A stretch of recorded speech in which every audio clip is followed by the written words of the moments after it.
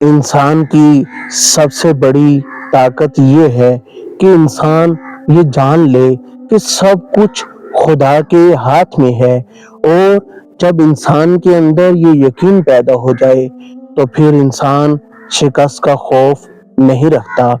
توکل وسائل سے بغاوت نہیں، بلکہ دل کا یہ اعلان ہے کہ میں وسیلوں کا غلام نہیں، بلکہ وسیلہ بنانے والے کا بندہ ہوں۔ اور بھروسہ ایسا کہ جب اسباب انسان کے ساتھ کھڑے ہوں اور انسان کامیابی کی منازل طے کر رہا ہو تو انسان متکبر نہ ہو جائے، اور جب اسباب ایک ایک کر کے ٹوٹ جائیں تو انسان نا امید نہ ہو جائے۔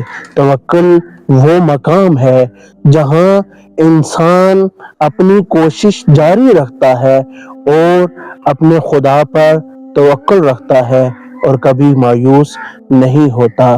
جس انسان کے اندر توکل پیدا ہو جائے، کامیابیاں پھر اس کے پیچھے پیچھے دوڑتی ہیں، اور جو انسان اپنے آپ کو خدا کے سپرد کر دیتا ہے وہ انسان پھر تنہا نہیں رہتا۔